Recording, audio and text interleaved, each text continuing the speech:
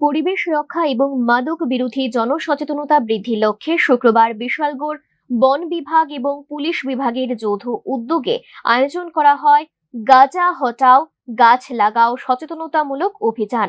এদিন Bishalgarh motor stand থেকে বিশালগড় থানা পর্যন্ত একটি বর্ণাঢ্য সচেতনতামূলক র্যালি বের করা হয়। র্যালিতে বন ও পুলিশ বিভাগের আধিকারিকদের পাশাপাশি বিভিন্ন স্তরের কর্মী, বিশালগড় বাজারে ব্যবসায়ী এবং বিপুল সংখ্যক সাধারণ মানুষ অংশগ্রহণ করেন। র্যালি শেষে বাজার এলাকার ব্যবসায়ী, পথচারী এবং সাধারণ মানুষের হাতে ফলজ, বনজ এবং বিভিন্ন প্রজাতির গাছের চারা তুলে দেওয়া হয়।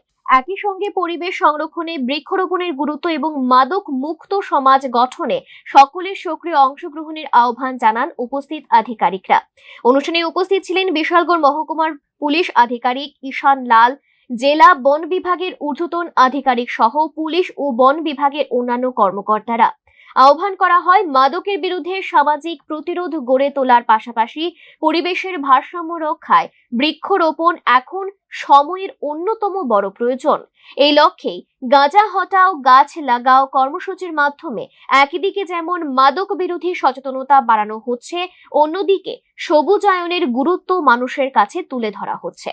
सबको नमस्कार। पहले आज international day against drug abuse and illicit trafficking है।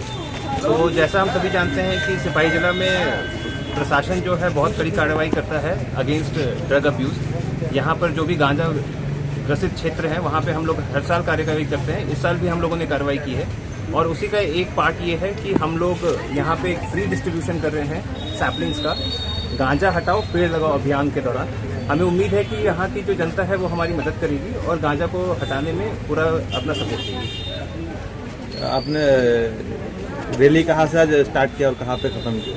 ये रैली एक्चुअली सारे जो मैक्सिमम पॉपुलेशन कॉन्सेंट्रेशन है उसको टारगेट करते हुए था। तो हम लोगों ने मोटर स्टैंड से शुरू किया और विशालगढ़ पीएस पे खत्म किया है। इसमें पुलिस का बहुत बड़ा सहयोग रहा और वो हमारे साथ इक्वल पार्टनर है इस रैली को कंट्रीब्यूट करने के लिए। कितने चारा आपने दिया लोगों को? हम लोगों ने लगभग 250 चारा अभी डिस्ट्रीब्यूट किया है। और এই উদ্যোগকে স্বাগত জানিয়েছেন বিশালগড়ের ব্যবসায়ী ও সাধারণ মানুষ। তাদের মতে মাদক মুক্ত, পরিচ্ছন্ন এবং সবুজ বিশালগড় গড়ে তুলতে প্রশাসনের এমন জনমুখী উদ্যোগ আগামী দিনেও ধারাবাহিকভাবে চালিয়ে যাওয়া উচিত। Bureau report, news now.